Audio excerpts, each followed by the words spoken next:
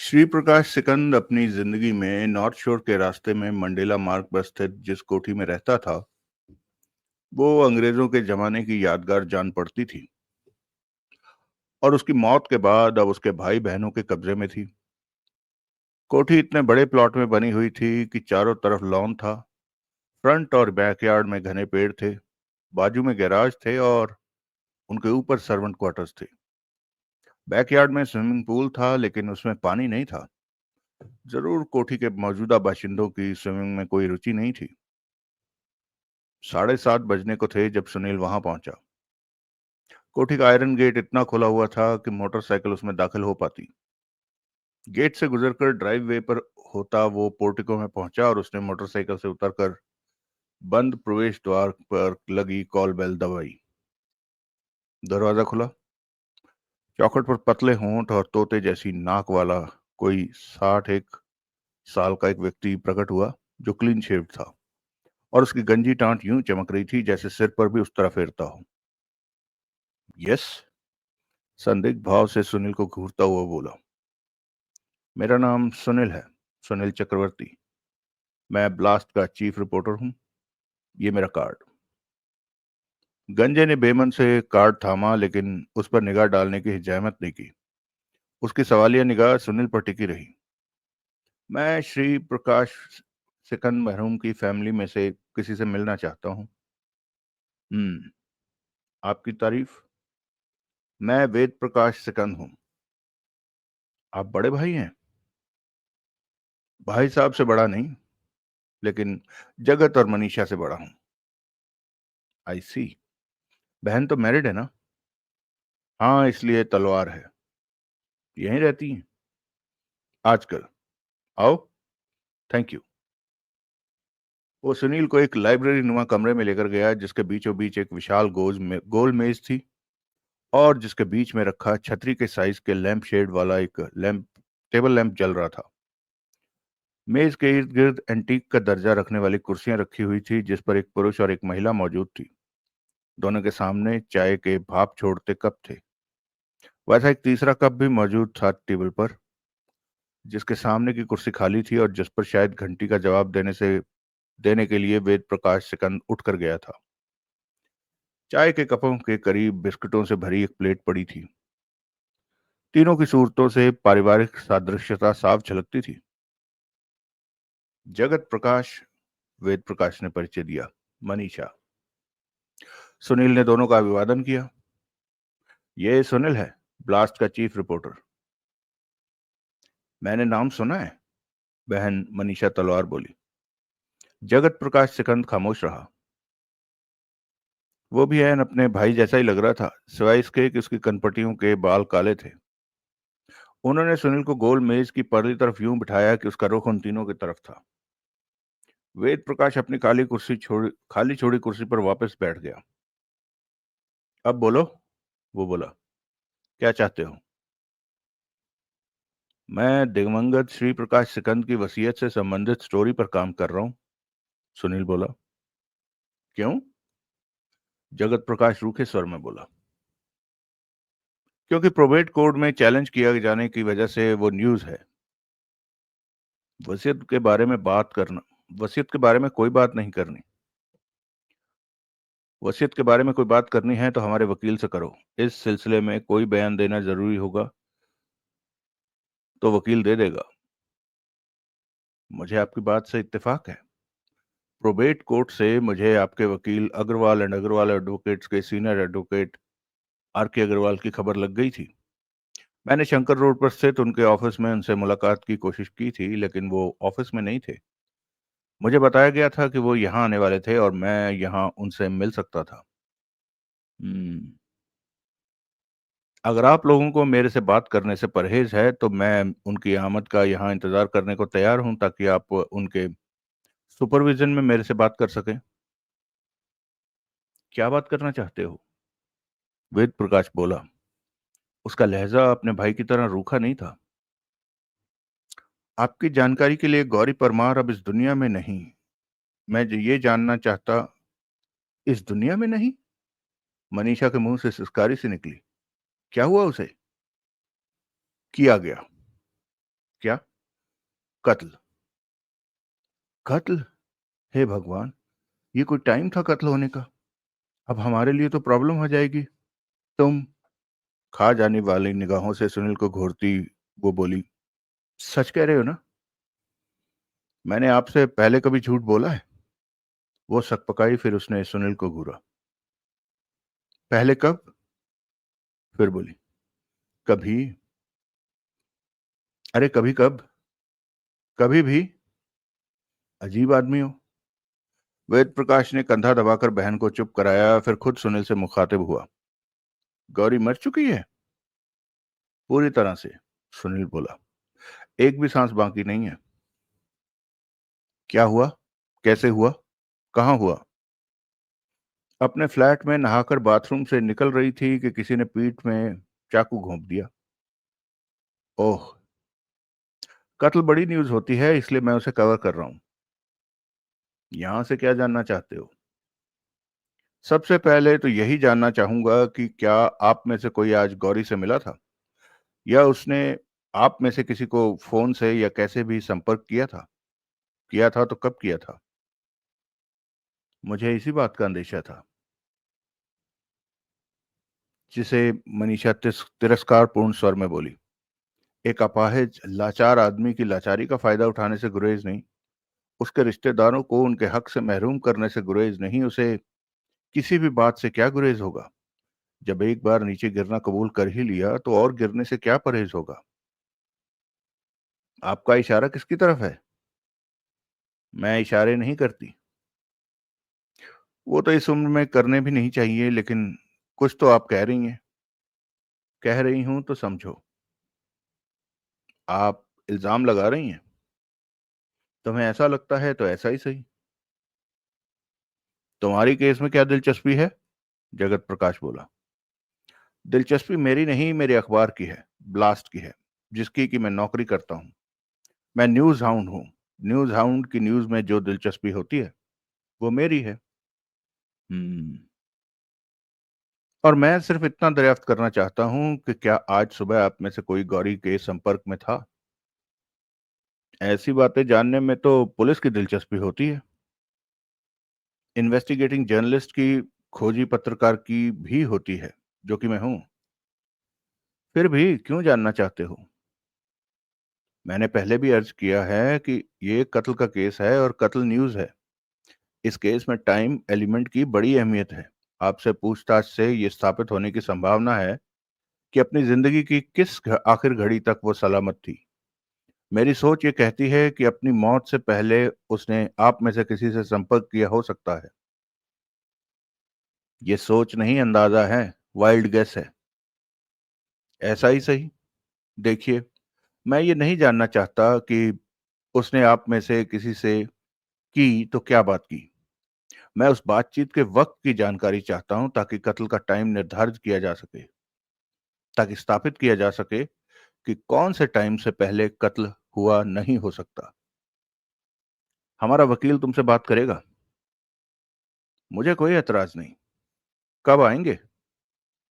आने ही वाला होगा। अभी जब? वेद प्रकाश बोला। तुम्हारे बजाय कॉल बेल बजी थी तो हमने यही समझा था कि वकील आया था। बस आया ही समझो। उसी की आमद के इंतजार में तो हम यहाँ लाइब्रेरी हॉल में बैठे हुए हैं। तभी कॉल बेल बजी। लो, उठ खड़ा हुआ। आ ही गया। वो वहां से गया। जब वापस लौटा तो एडवोकेट आर के अग्रवाल उसके साथ था। अग्रवाल के चेहरे पर संजीदगी थी। घर वालों से उचटती उसकी निगाह सुनील पर पड़ी तो उसके चेहरे के भाव बदल गए। तुम? उसके मुंह से निकला। नमस्ते जनाब, सुनील बोला। खुशी हुई कि आपने मुझे पहचाना। यहाँ? It's a small world. आप दोनों? वेद प्रकाश सकपकाया सा बोला। पहले से परिचित हैं? इत्तेफाक से, अग्रवाल बोला। कैसे हो भाई? मैं ठीक हूं। आप कैसे हैं जनाब? यहाँ क्या कर रहे हो? मैं अपने अखबार के लिए गौरी परमार के मर्डर पर काम कर रहा हूँ, और उसी सिलसिले में कुछ जानकारी हासिल करने की गर्ज से यहाँ हूँ। गौरी परमार? मर्डर? जी हाँ। ये क्या कह रहे हो तुम? ठीक कह रहा हूँ। आज सुबह उसका कत्ल हो गया है। दोपहर के आसपास किसी वक्त किसी ने उसके फ्लैट में घुसकर उसका खून कर दिया। She was stabbed. ये तो बुरा हुआ। केस उलझाने वाला काम हुआ। तुम्हें इस बाबत कोई मुगालता तो नहीं? सर, मैं अखबार नवीस हूँ। मुगालतों से कहीं अखबार छपते हैं? मुगालता होता तो क्या मैं यहाँ होता? क्यों हो यहाँ? क्योंकि मुझे ये संभावना दिखाई देती है कि अपनी मौत से पहले उसने यहाँ किसी से संपर्क स्थापित किया था, क्योंकि यूं उसके कत्ल के वक्त का कोई न्यायोचित अंदाजा लगाया जा सकता है। वो तो ठीक है, लेकिन क्यों तुम्हें ये संभावना दिखाई देती है कि अपनी मौत से पहले गौरी ने यहाँ किसी से कोई बात की थी? मुझे विश्वस्त सूत्रों से मालूम हुआ है कि अपनी मौत से पहले आज सुबह किसी वक्त गौरी परमार आप आपके क्लाइंट में से किसी को एक गौरी परमार ने आपके क्लाइंट में से किसी एक को चेक दिया था। मैं ये जानना चाहता हूं कि वो चेक उसने किसे दिया था और क्यों दिया था। पढ़े चाहते हो? यहाँ क्यों चले आए? ये आपका जवाब है। अग्रवाल ने अपने क्लाइंट्स की तरफ देखा। ये हमारा जवाब है, वेद प्रकाश बोला। आपका जवाब मेरे सिर माथे। जवाब हासिल करने का ये आसान जरिया था, इसलिए मैं यहाँ आया था, लेकिन मेरे पास एक दूसरा जरिया भी है। दूसरा जरिया क्या? जो आपके लिए दुश्वारी का बायस बन सकता है। क्या? कुछ कहो तो सही। केस का इन्वेस्टिगेटिंग ऑफिसर इंस्पेक्टर प्रभुदयाल मेरा दोस्त है। सीधे या बजरिया ब्लास्ट इस सिलसिले में मैं उसे टिप दे सकता हूँ। तब जो जानकारी मैं यहाँ हासिल करना चाहता हूँ उसकी तलबगार पुलिस होगी। एक बार पुलिस आपके सिर पर आन खड़ी हुई तो आपको आपकी मीडिया में जो पब्लिसिटी होगी उसका असर प्रोबेट कोर्ट में दाखिल वसीयत से ताल्लुक रखती आपकी अपील पर भी पड़ेगा। और जो असर पड़ेगा वो आपकी वसीयत की बाबत दावे पर मैं नहीं समझता कि कोई अच्छा असर छोड़ेगा। आपके वकील साहब यहाँ हैं, इनसे दरियाफ्त कर लीजिए कि ये क्या समझते हैं। तीनों की निगाह अग्रवाल की तरफ उठी। अग्रवाल ने कुछ क्षण विचार किया और फिर एकाएक मुस्कुराया। बैठकर बात करें? वो बोला। कैसा रहेगा?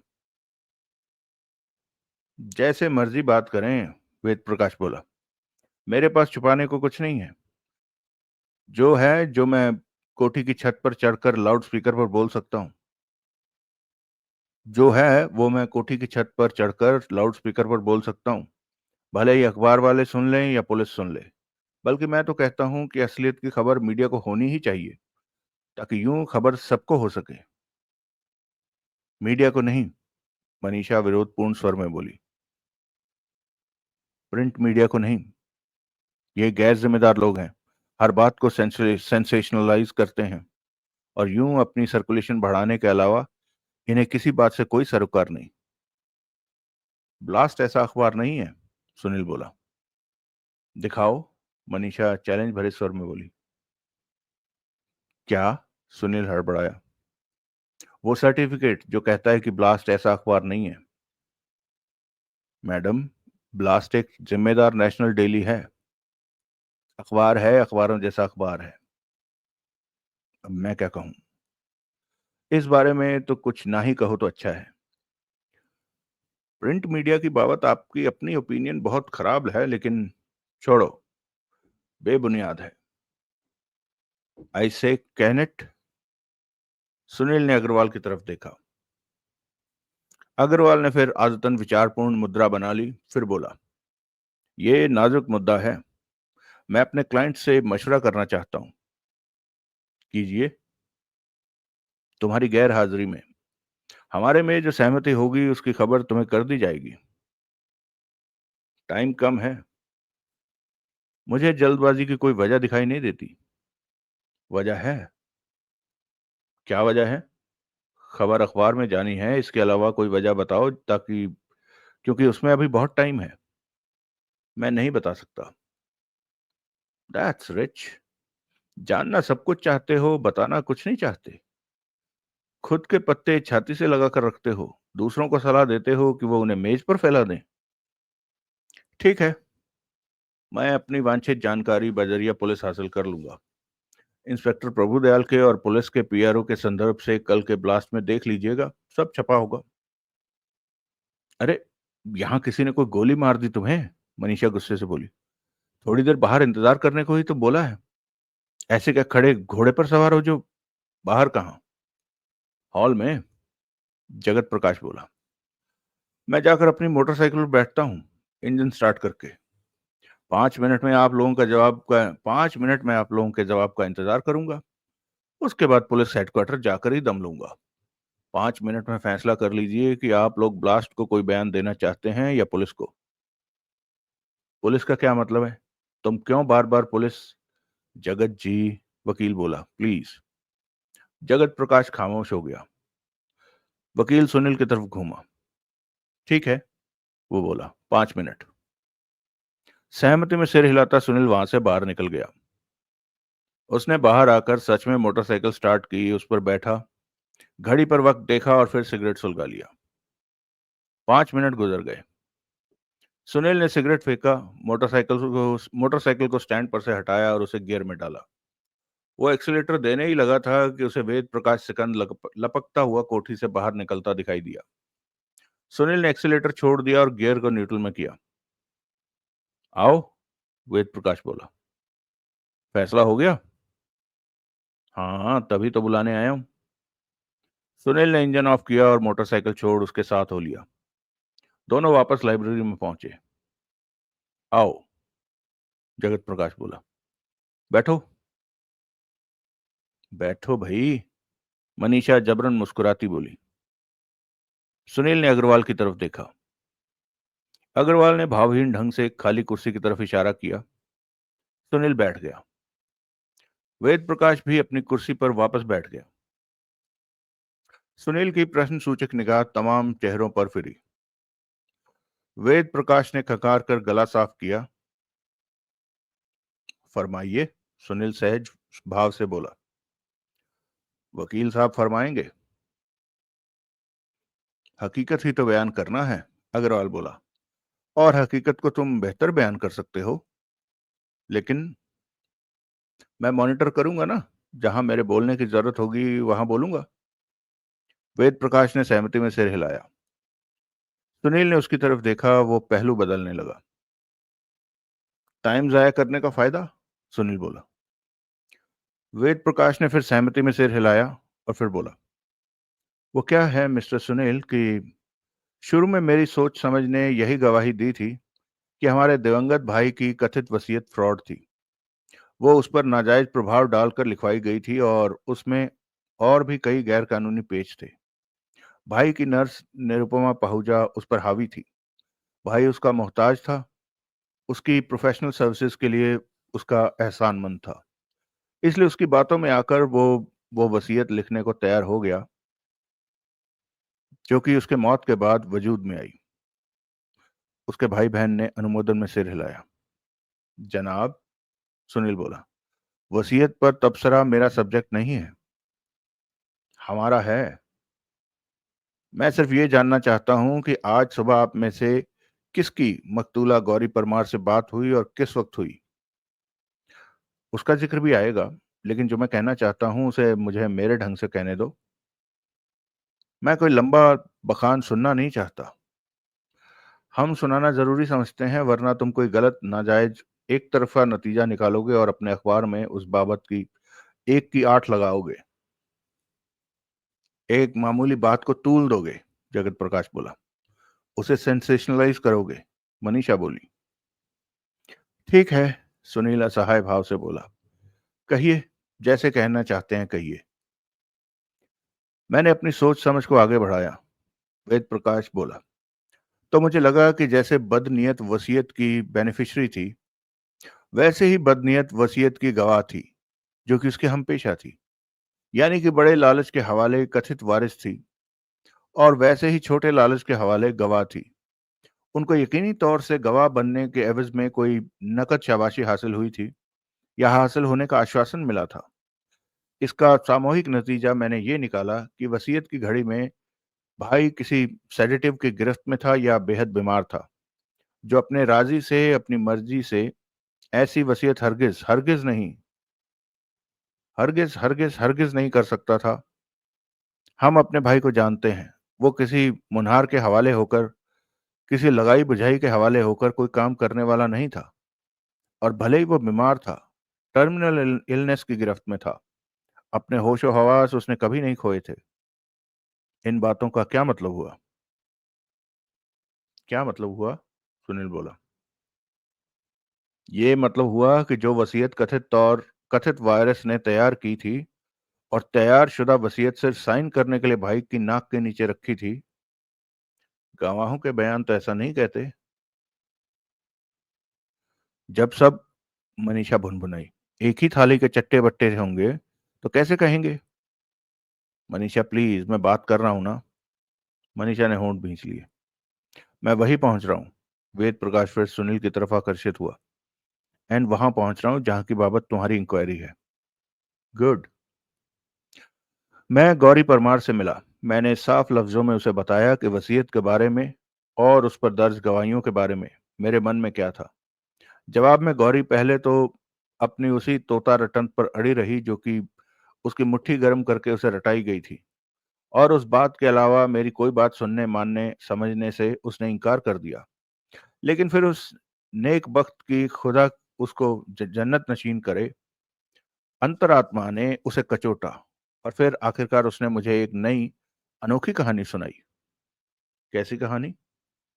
निहायत गैर मामूली कहानी।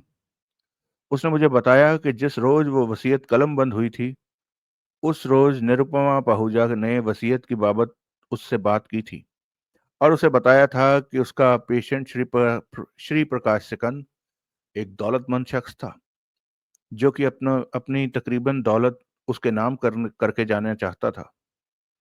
उसकी दाईं साइड पर एकाएक लकवे का अटैक हो गया था, जिसकी वजह से खुद लिखकर तैयार करने की जगह उसने अपनी वसीयत निरुपमा पाहुजा से लिखवाई थी।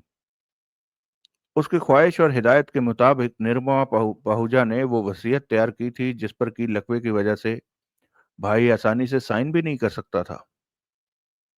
वसीयत टाइप की गई थी या कंप्यूट करके निकाली गई थी? हाथ से लिखी गई थी। निरुपमा ने लिखी थी। यह स्थापित तथ्य है कि वसीयत निरुपमा पहुजा की हैंडराइटिंग में है। वो कहती है कि भाई जो लिखवाता गया था वो कागज पर लिखती गई।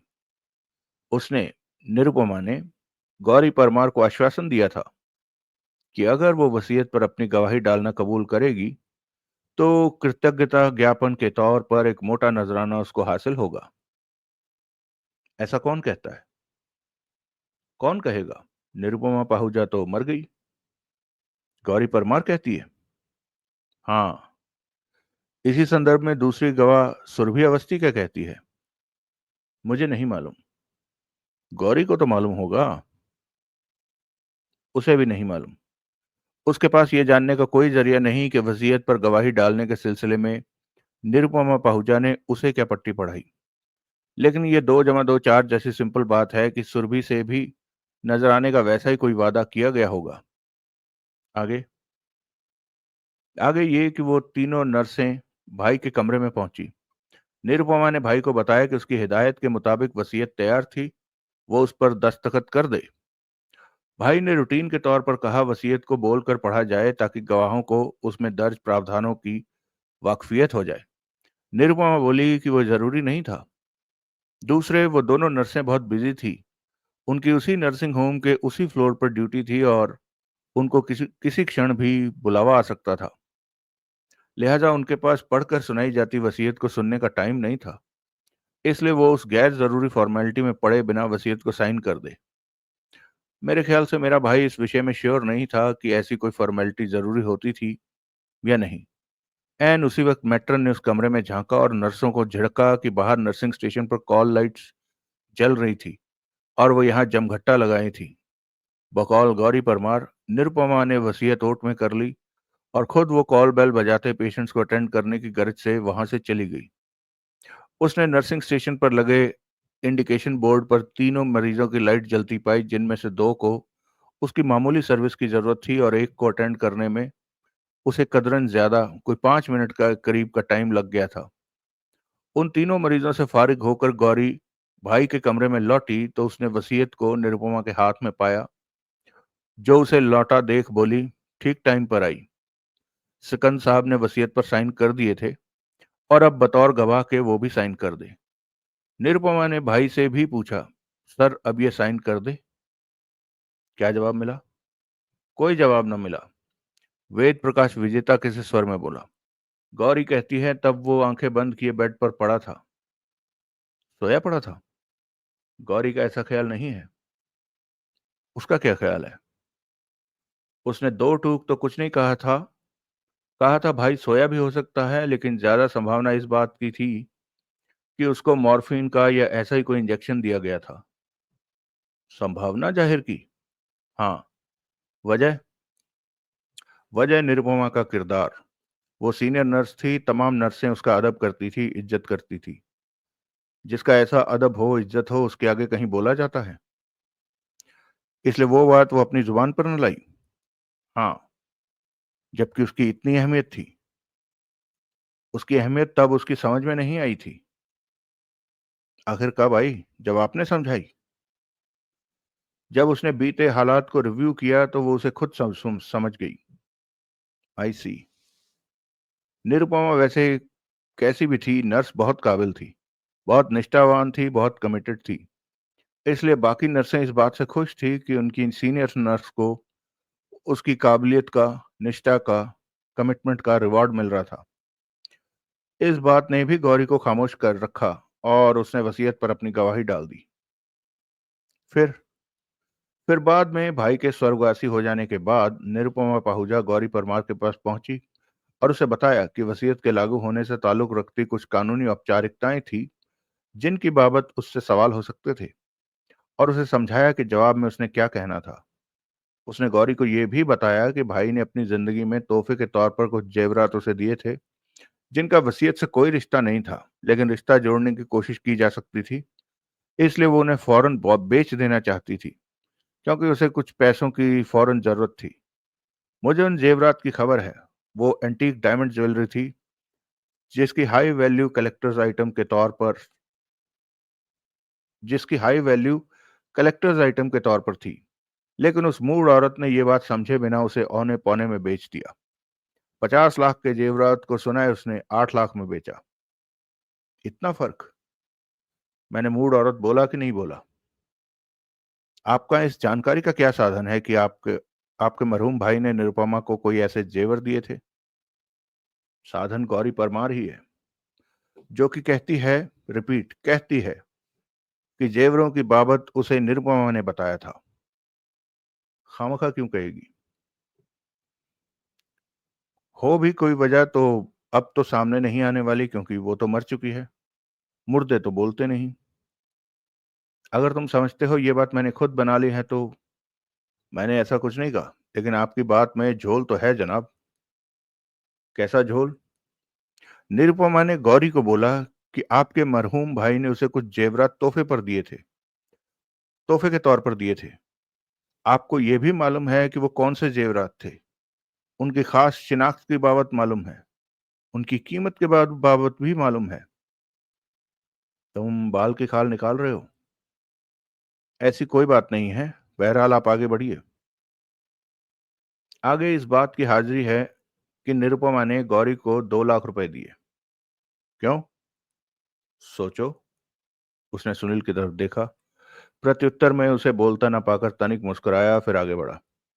उसने गौरी को यह भी कहा कि जब प्रोबेट कोर्ट का फैसला उसके विरसे के हक में हो जाएगा तो वो गौरी को 18 लाख रुपए देगी। गुस्ताखी गुस्ताखी माफ गुस्ताखी माफ बंदा नवाज। आप कुछ ज्यादा ही लंबी लंबी छोड़ रहे हैं। क्या मतलब है भाई तुम्हारा?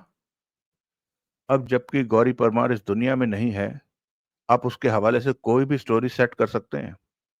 आपका टोटल बयान गौरी ने ये कहा, गौरी ने वो कहा पर मुनस्सर है। ऐसे किसी शख्स के हवाले से आप कोई कथा सुनाएंगे जो आपकी बात की तस्दीक के लिए सामने नहीं आ सकता, तो वो परी कथा ही तो कहलाएगी। मैं झूठ बोल रहा हूं? पता नहीं आप क्या कर रहे हैं, लेकिन मुझे आपसे ऐसी किसी स्टोरी की उम्मीद थी। बहरहाल, इसमें कोई शक नहीं कि स्टोरी आपने बढ़िया सेट की है। और काबिले तारीफ बात यह है कि आनंद फानन चुटकियों में सेट की है। मुंबई पहुंचे जनाब, फिल्मों में छा जाएंगे। वेद प्रकाश ने पहले गुस्से से सुनील की तरफ देखा, फिर पनाह मांगती निगाहों से वकील की तरफ देखा। तुम्हारी यहां से 5 मिनट की गैर हाजिरी में, अग्रवाल बोला, मुझे यही स्टोरी सुनने को मिली थी। आपकी क्या राय है इस बाबत? सुनील बोला, मैं अपनी राय तुम पर जाहिर नहीं करना चाहता। That's too bad. लेकिन इस कहानी को सब्सटेंशिएट करने के लिए इनके पास सबूत है। सबूत है? सुनील सकपकाया। हाँ। क्या? क्या सबूत है? बताओ भाई। मैंने पहले ही कहा है कि, वेद प्रकाश ने बड़ी दिलेरी से वार्तालाप का सूत्र फिर अपने हाथ में लिया। गौरी परमार की अंतरात्मा उसे कचोटने लगी थी। जरूर इसी वजह से उसने मुझे फोन किया और कहा कि वो मेरे से एक निहायत जरूरी बात डिस्कस करना चाहती थी, जिसकी वजह से वो मेरे से मिलना चाहती थी। कब फोन किया? आज ही सुबह 7:45 के करीब। फिर? मैंने मुलाकात के लिए हामी भरी और 7:15 के करीब उसके फ्लैट पर पहुंच गया। वहां मुझे वो मिली तो मैंने उसे बहुत पशेमान, बहुत नर्वस पाया। वजह पूछने पर उसने वही अपनी अंतरात्मा पर बोझ वाली बात कही। बोली कि उससे ऐसा कुछ हो गया था जिसका उसे पश्चाताप था, जिसका अब और अपनी अंतरात्मा पर बोझ वो नहीं ढो सकती थी। तब उसने खुद मुझे बताया कि अपनी जिंदगी में निरुपमा ने 18 लाख रुपया आगे और देने के वादे के साथ उसे 2 लाख रुपए दिए थे, और वो यकीनी तौर से जानती थी कि वो रकम उस रकम का हिस्सा थी जो उसने वो एंटीक ज्वेलरी बेचकर हासिल की थी, जो वो भाई ने उसे गिफ्ट में दी बताती थी, लेकिन जिसके बारे में उसे शक था कि उसने चुराई थी।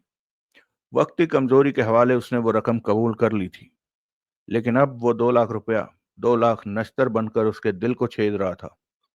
निरुपमा की मौत की रूह में अपनी गलती को सुधारने का अब उसके पास एक यही जरिया था कि वो रकम वो मुझे सौंप दे। आपको क्यों? क्योंकि मैं एंटीक ज्वेलरी के मूल स्वामी का भाई हूं, और भाई के सर्वाइविंग रिलेशंस में सबसे बड़ा हूं। उसने गिनकर आपकी हथेली पर 2 लाख रुपया रखा। चेक दिया।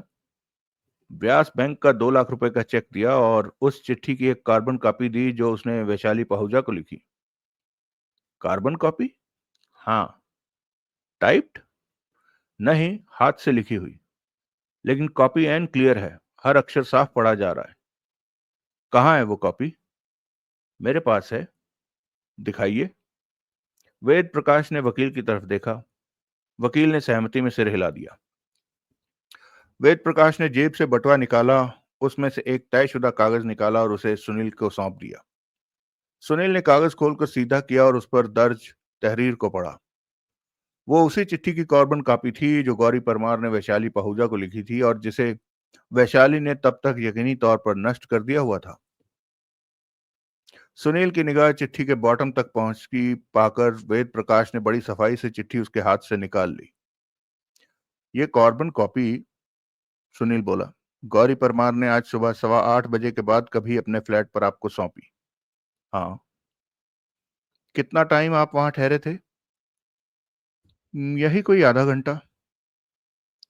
इस कॉपी और 2 लाख रुपए के चेक के साथ आप वहां से रुखसत कब हुए?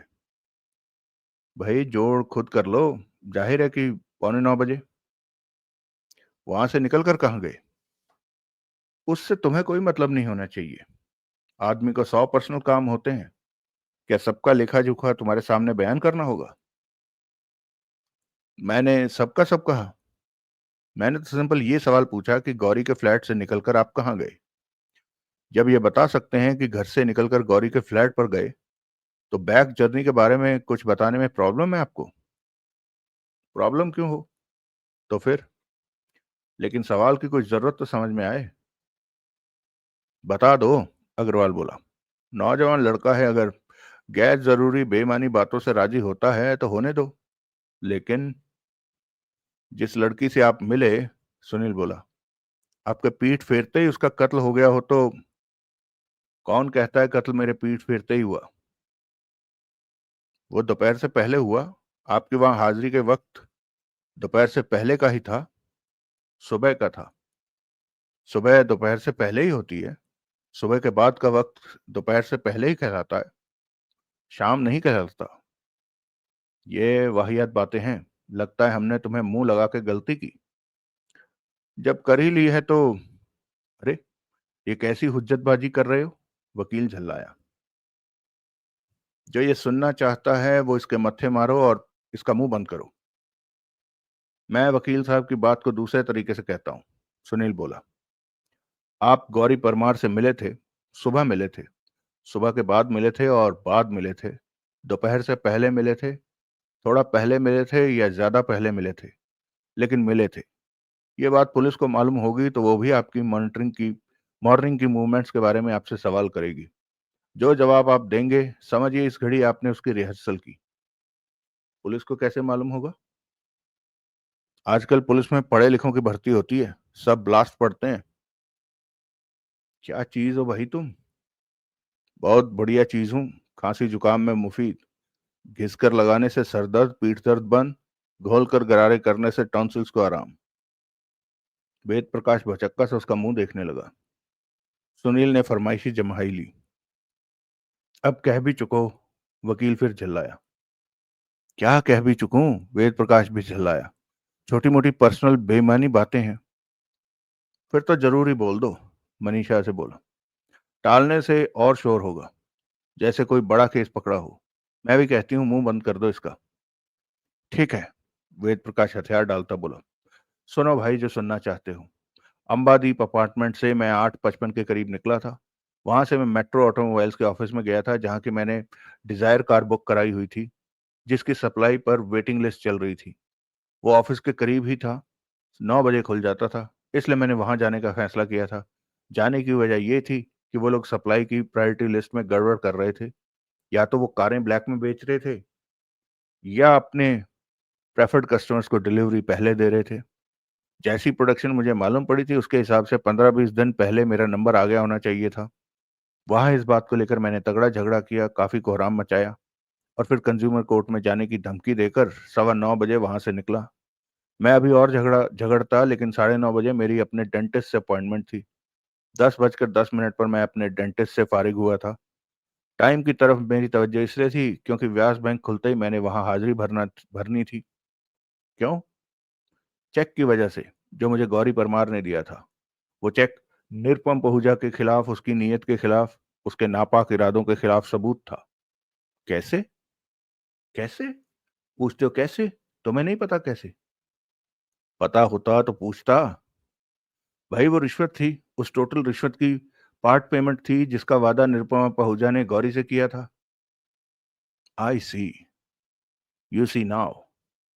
Yes, I see now. Good. वो क्या है कि डेंटिस्ट की चेयर पर पड़ा मैं उस चेक के बारे में ही सोचता रहा था, जिसे मैं भुना लेता तो वो सबूत, रिश्वत का सबूत, मेरे हाथों से निकल जाता। ना भुनाता तो वो कागज के टुकड़े के सिवाय कुछ ना होता। यानी कि मुझे 2 लाख रुपए की रकम से महरूम रहना पड़ता। तब एकाएक मेरे मन में वो ख्याल आया, जिससे सांप भी मर जाती और लाठी भी ना टूटती। क्या? क्या ख्याल आया? मैं चेक को बैंक में पेश करके उसे गुड फॉर पेमेंट सर्टिफाई करा सकता था।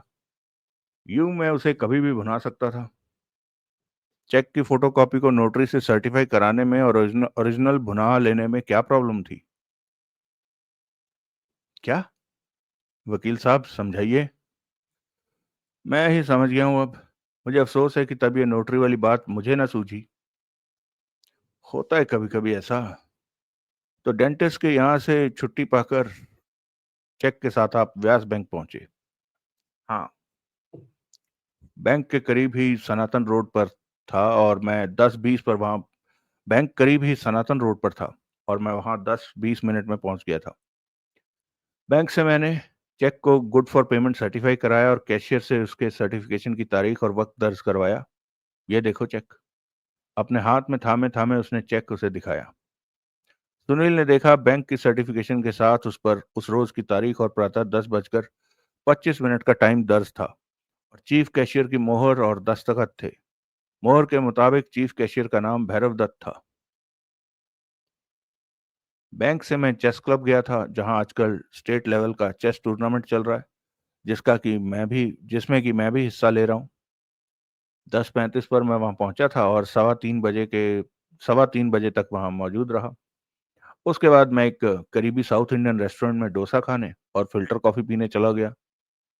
उसके बाद 4 बजे यहाँ लौटा था और तब से यही हूँ। गुड। जितनी जगह मैंने बयान की उनमें से हर जगह मेरी मौजूदगी और उसके टाइम को बड़ी आसानी से चेक किया जा सकता है। जाओ जाके करो। जरूरत नहीं, मुझे आपकी बात पर एतबार है।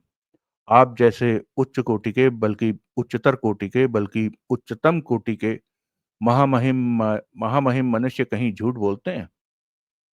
बातें बढ़िया करते हो। और मुझे आता क्या है? चेक आपने फैसले से दिखाया है, जरा करीब से देखने का मौका दीजिए। वेद प्रकाश ने हिचकिचाते हुए चेक उसे थमाया।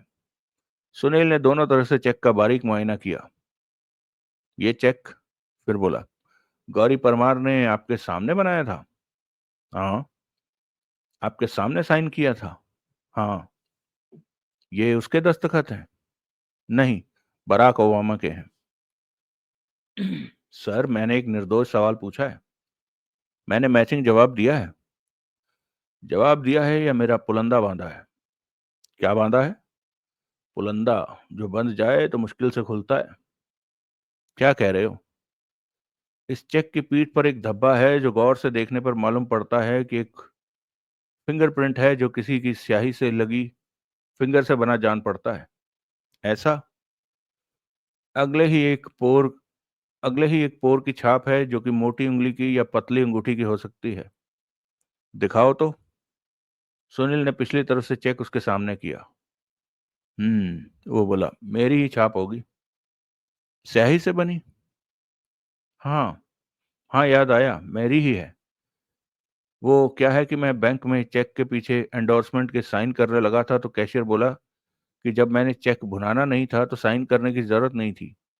मेरा ख्याल है तभी मेरे पेन की स्याही मेरे किसी फिंगर को लग गई थी और चेक की पीठ पर यह धब्बा लग गया, ये प्रिंट बन गया। देखते हैं। देखते हैं? क्या देखते हैं? यही कि चेक पर बना ये प्रिंट आपका है। कैसे देखते हैं? आपके फिंगरप्रिंट से इसे कंपेयर करके। What nonsense. मामूली काम है। बदतमीजी है। मेरा भी यही ख्याल है, वकील बोला। मेरा ये ख्याल नहीं है, जगत प्रकाश धीरे से बोला। सबकी निगाह उसकी तरफ उठी। जब हम सब कुछ इस पर उजागर कर रहे हैं तो इस छोटी सी बात पर हुज्जत किस लिए? या तो इसे मुंह लगना लगाना नहीं था, लगाया है तो अब ये बात भी मान लो। हर बात की कोई हद होती है, वेद प्रकाश बोला। होती है, लेकिन एक बार खुद हद तोड़ दो तो कोई हद नहीं होती। लेकिन मेरी बात सुनो, प्लीज मेरी बात सुनो। सुनाओ। ये कत्ल का मामला है। प्रकाश अब अकेले भाई की जगह से जगत प्रकाश अब अकेले भाई की जगह सबसे संबोधित हुआ। वसीयत की प्राइम विटनेस गौरी परमार के कत्ल का मामला है। आज सुबह जिस वक्त उसका कत्ल हुआ बताया जाता है, उस वक्त वेद उसके फ्लैट पर उसके साथ था। उसने वेद को एक चेक दिया था जिस पर इसने बैंक में जाकर गुड फॉर पेमेंट की एंडोर्समेंट कराई थी और आगे पीछे और भी कई काम किए थे। मैं ये तो नहीं कहता कि ये बात उजागर हो जाने के बाद कि आज सुबह वेद गौरी के फ्लैट पर था, पुलिस इसे कातिल समझकर गिरफ्तार कर लेगी या सस्पेक्ट समझकर हिरासत में ले लेगी। लेकिन मैं ये दावे के साथ कह सकता हूं कि इसे सुबह के हर मूवमेंट का, हर हरकत का हिसाब देना पड़ेगा। यह वैसा नहीं कर सकता तो बाद में कैसे करेगा? किसने कहा नहीं कर सकता? और क्या तुम भी इसकी तरह मेरे पर शक कर रहे हो? मैं कोई शक नहीं कर रहा, मुझे तुम पर पूरा विश्वास है। लेकिन जैसे सुनील उस विश्वास को पूर्णतः स्थापित देखना चाहता है, वैसे मैं भी देखना चाहता हूँ। ये मेरा अपना मां जाया भाई बोल रहा है।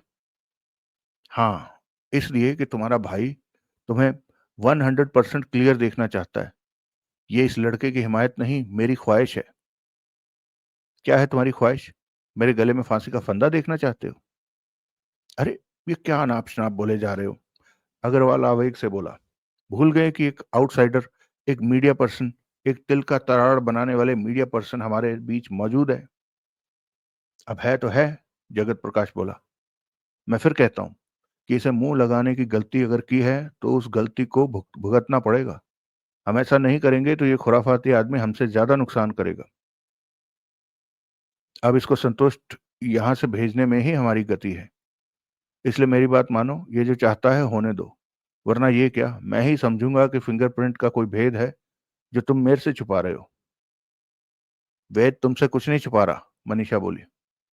छुपाने लायक कुछ है ही नहीं। वेद महज इस आदमी के खिलाफ है। वेद इसकी हर लाइन को टो करना अपने लिए जरूरी नहीं समझता, क्योंकि अपने आप को बहुत स्मार्ट समझता है, ये बहुत सयाना समझता है, पर नहीं जानता कि सयाना कौवा गूं पर ही गिरता है। Mind your language, Ved Prakash भड़का। My dear brother, you mind your temperament and stubborn and hostile attitude which is not needed here and now. एक सिंपल बात को सिंपल ही रखो, इसी में हम सबकी भलाई है। तुम कितने स्मार्ट हो, कितने सुजान हो, ये बात इसी से उजागर है कि श्री प्रकाश ने अपने सगे भाई बहनों को अपने विरसे के काबिल न समझा। तुम्हें क्या पता, तुम्हें क्या पता नहीं समझा? जब मानते हो कि वह वसीयत फ्रॉड है तो उसे फ्रॉड साबित होने दो। इस लड़के को फिंगरप्रिंट्स कंपेयर करने देकर समझो कि उसी दिशा में एक कदम उठाया। अच्छी बात है, वेद प्रकाश हथियार डालता बोला। ऐसे ही सही। राइटिंग डेस्क में मोहर वाला स्टैंप पैड है, जगत प्रकाश उठता हुआ बोला। मैं वो स्टैंप पैड और कागज लेकर आता हूँ। वो आगे बढ़ा और एक दरवाजे पर पहुंचकर भीतर दाखिल हो गया। कुछ क्षण बाद वो वापस लौटा तो उसके हाथ में स्टैंप पैड था, दूसरे में A4 साइज का एक कोरा कागज था। ये लो। वो कोरा कागज भाई के सामने लहराता हुआ बोला, और ये स्टैंप पैड लो। अब इधर आके अपनी उंगलियों की छाप कागज पर उतारो। This is shear nonsense, Ved Prakash मरे स्वर में बोला। लेकिन अब क्या कहूं? कहो नहीं, करो, इधर आओ। जगत प्रकाश एक दीवार के साथ लगी एक छोटी सी मेज पर पहुंचा और उसने कोरा कागज और स्टैंप पैड वहां रख दिए। तुम कागज पर अपने फिंगरप्रिंट्स उतारो, मैं सबके लिए ड्रिंक्स का इंतजाम करता हूँ। ड्रिंक करते हो रिपोर्टर साहब? करता तो हूँ, होली दिवाली, सुनील फरमाइशी संकोच के साथ बोला। Scotch? I don't mind. Ved Prakash को साइड टेबल पर खड़ा छोड़कर जगत प्रकाश फिर एक दरवाजा खोलकर उसके पीछे गायब हो गया। वेद प्रकाश स्टैंप पैड का बक्सा खोल पैड पर से अपनी उंगलियों पर स्याही लगाने लगा। फिर उसने तमाम उंगलियों की छाप कोरे कागज पर बनाई और करीब पड़े टिश्यू बॉक्स में से काफी सारे टिश्यू निकालकर अपनी उंगलियां पोंछी। फिर उसने कागज को उठाकर एक कोने से पकड़कर हवा में लहराया ताकि स्याही सूख जाए। तभी एक ट्रे उठाए जगत प्रकाश वापस लौटा। ट्रे पर 5 गिलास थे, जिनमें 4 में विस्की थी और एक में ऑरेंज जूस था। हो गया? वो वेद प्रकाश से बोला। सहमति में सिर हिलाते हुए वेद प्रकाश ने हाथों में थामा कागज उसे दिखाया। गुड, जगत प्रकाश बोला। तुम मेहमान को अपने फिंगरप्रिंट्स पेश करो, मैं ड्रिंक्स पेश करता हूं। जबकि, वेद प्रकाश बोला, ये मेहमान इतनी खिदमत के काबिल नहीं है। मनीषा बोली, जब मेहमान बोल ही दिया है तो हर खिदमत के काबिल है। मामा, सुनील बोला, आई लव यू। मनीषा सकपकाई। वो होंठ भींचकर मुस्कुराई, लेकिन मुस्कुराहट का जज्बा उसकी आंखों तक न पहुंचा। वेद प्रकाश ने गोल मेज के करीब आकर फिंगरप्रिंट्स वाला कागज सुनील के सामने डाल दिया। थैंक यू, सुनील बोला। I appreciate the cooperation. तत्काल वेद प्रकाश परे देखने लगा। जगत प्रकाश ने सुनील को स्कॉच सर्व की। थैंक यू, सुनील बोला।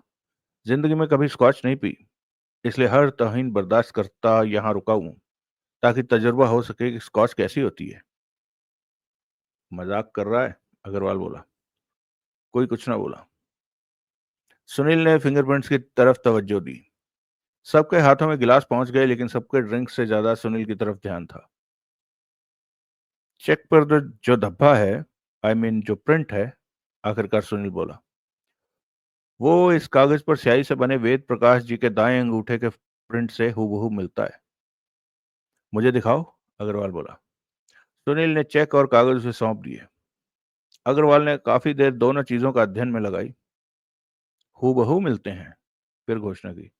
शक की कोई गुंजाइश नहीं। अब हो गई तसल्ली? वेद प्रकाश बोला तो उसके स्वर में व्यंग का पुट स्पष्ट था।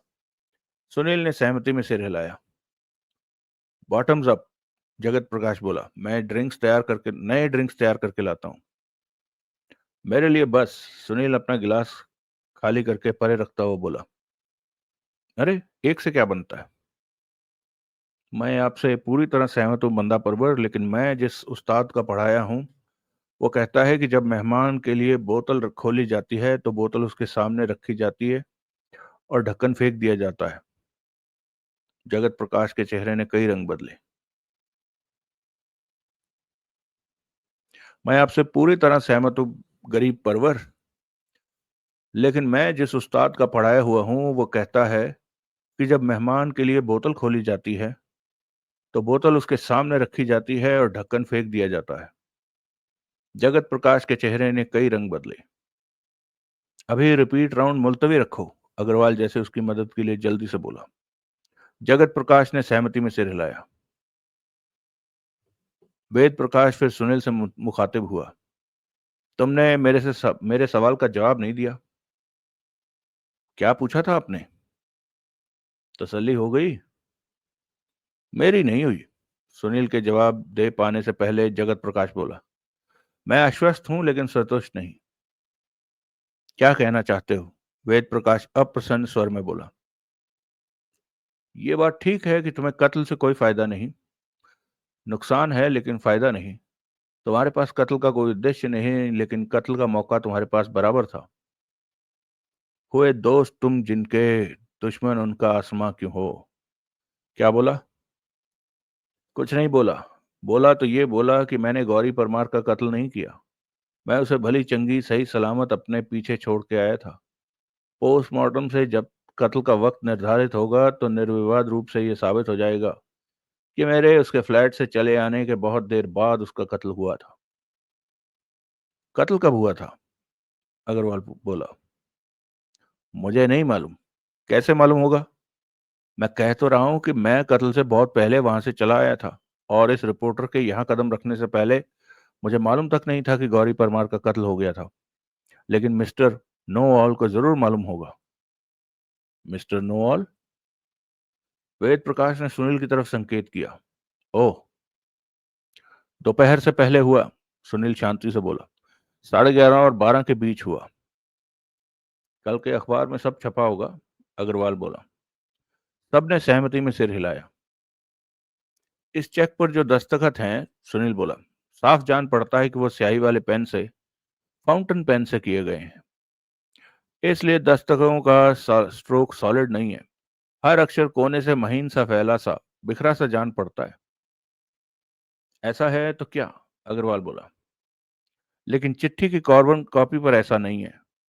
उस पर तहरीर और दस्तखतों के तमाम अक्षर सॉलिड हैं। चिट्ठी बॉल पेन से लिखी गई होगी, मनीषा बोली। जब कार्बन रख के कॉपी बनाने की मंशा हो तो बॉल पेन से लिखना बेहतर होता है। मैं भी यही कहना चाहता था मैडम। यही कहना चाहता था कि चिट्ठी बॉल पेन से लिखी गई थी, वरना कार्बन कॉपी इतनी ओरिजिनल जैसी शार्प ना होती। मुझे लगता है तुम फिर क्यों कोई कंफ्यूजन पैदा करने की कोशिश कर रहे हो। ये कहने की तैयारी कर रहे हो कि दोनों हैंडराइटिंग एक नहीं है। आपका ख्याल दुरुस्त नहीं है वकील साहब। वेद प्रकाश अग्रवाल की तरफ घूमा। आपका क्या ख्याल है? मेरा ख्याल ये है कि ये, अग्रवाल ने सुनील की तरफ इशारा किया, नाशुक्रा आदमी है जिसे आपके सहयोग की कोई कदर नहीं। जितना सहयोग आपने इसके साथ किया उतना ये डिजर्व नहीं करता था। This is your concerted opinion sir. Sunil मीठे स्वर में बोला। अग्रवाल ने जवाब न दिया। This is your considered opinion sir. Sunil ने मीठे स्वर में बोला। अग्रवाल ने जवाब न दिया। वेद प्रकाश बोला, मैं इसे तस्वीर का सही रुख दिखाना चाहता हूं। ये तस्वीर की पुष्ट देखने का आदि जान पड़ता है। Thank you for nothing. Sunil उठ खड़ा हुआ। निवेदन है कि मैं अपनी मर्जी से यहाँ नहीं आया। मेरी कारोबारी मजबूरी मुझे यहाँ लाई है। आप लोगों को मेरी यहाँ मौजूदगी से प्रॉब्लम है तो मैं इजाजत चाहता हूँ। वो बात नहीं है, वेद प्रकाश जल्दी से बोला। लेकिन तुलसी वहां न जाइए कंचन बरसे में, आवत को हरखे नहीं, नैन नहीं स्नेह। Now I wish you all a very good night. Sunil घूमा और लंबे डग भरता वहां से बाहर निकल गया। मोटरसाइकिल पर सवार होकर वो इलाके से दूर निकल गया। तो उसने उसे रोका और जेब से मोबाइल निकाल कर पुलिस हेडक्वार्टर का नंबर मिलाया। इंस्पेक्टर प्रभुदयाल अपने ऑफिस में नहीं था। उसने सब इंस्पेक्टर बंसल की बाबत दरियाफ्त किया। बंसल से उसकी बात हुई। इंस्पेक्टर साहब के लिए एक मैसेज है, सुनील बोला। बोलो। उन्हें पहुंचा सकोगे? शायद पहुंचा पाऊं। मैसेज बोलो। आज सुबह व्यास बैंक की सनातन रोड ब्रांच के खुलते ही वेद प्रकाश सिकंद ने अपने नाम कटा हुआ 2 लाख रुपयों का एक चेक वहां गुड फॉर पेमेंट की एंडोर्समेंट के लिए पेश किया था। चेक मकतूला गौरी परमार ने काटा था और उस पर आज की तारीख थी। अगर ये जानकारी अहम लगे तो आगे इंस्पेक्टर साहब को बोलना। अगर ये बात सच है तो बहुत अहम जानकारी है ये। सच है, बैंक से एंडोर्स चेक अभी भी वेद प्रकाश सिकंद के पास है, इसलिए तस्दीक में कोई प्रॉब्लम नहीं होगी। करेंगे। और बस। सुनील ने कॉल काटी और फिर वैशाली पहुजा का नंबर पंच किया। असाधारण विलंब के बाद उसने कॉल रिसीव की। बिजी हो? सुनील बोला। हाँ। कोई सखी है साथ? नहीं। सखा? नहीं। पुलिस? हाँ। वो चिट्ठी नष्ट कर दी?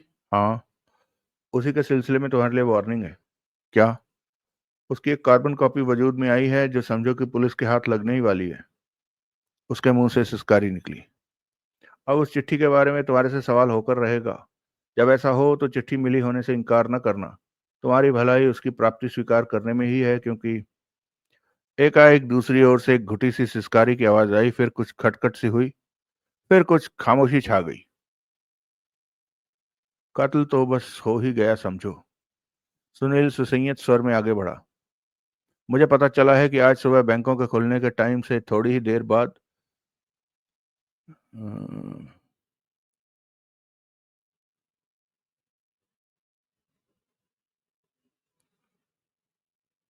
कत्ल तो बस हो ही गया समझो। कत्ल तो बस हल हो ही गया समझो। सुनील सुसंयत स्वर में आगे बढ़ा। मुझे पता चला है कि आज सुबह बैंकों के खुलने के टाइम से थोड़ी देर बाद वेद प्रकाश सिकंद ने व्यास बैंक में गुड फॉर पेमेंट की एंडोर्समेंट के लिए 2 लाख रुपए का एक चेक पेश किया था। चेक पर आज की तारीख थी और उस पर गौरी परमार के दस्तखत थे। वो चेक ये स्थापित करता है कि गौरी परमार से उसकी जिंदगी में मिलने वाला आखिरी शख्स वेद प्रकाश सिकंद था। लिहाजा बतौर मर्डर सस्पेक्ट फोकस उसी पर होगा। मौजूदा हालात में मेरी तुम्हें यही फ्रेंडली एडवाइस है कि तुम्हें पुलिस से कुछ छिपाना नहीं चाहिए। उनसे तुम्हें पूरा पूरा सहयोग करना चाहिए, क्योंकि देख लेना, बड़ी हद 24 घंटे में केस का इन्वेस्टिगेटिंग ऑफिसर इंस्पेक्टर प्रभु दयाल, जिसकी काबिलियत सर्वविदित है, ये केस हल कर दिखाएगा।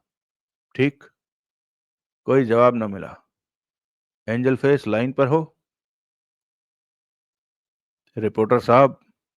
एकाएक उसके कान में इंस्पेक्टर प्रभु दयाल की आवाज पड़ी। फ्रेंडली एडवाइस का शुक्रिया। वो मिस पाहुजा तक पहुंचा दी जाएगी। आप?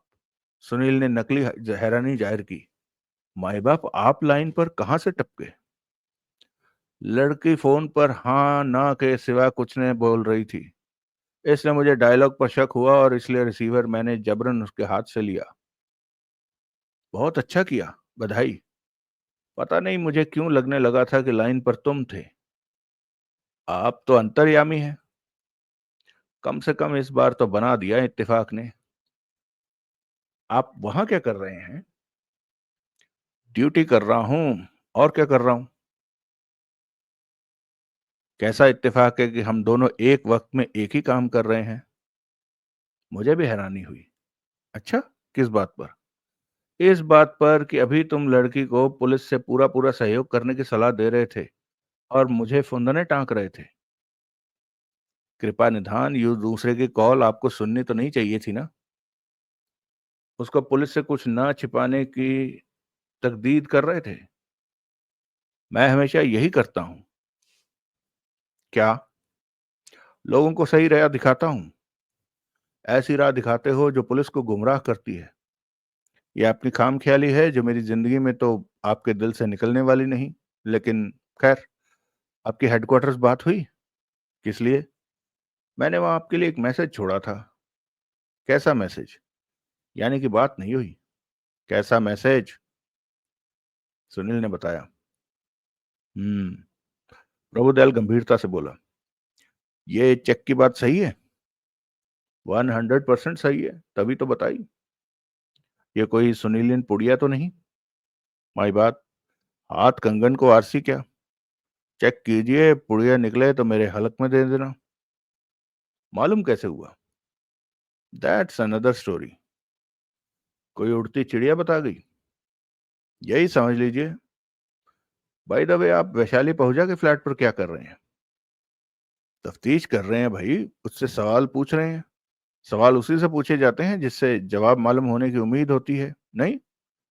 या उसे गिरफ्तार करने का इरादा तो नहीं? जवाब नहीं मिला। लाइन कट गई।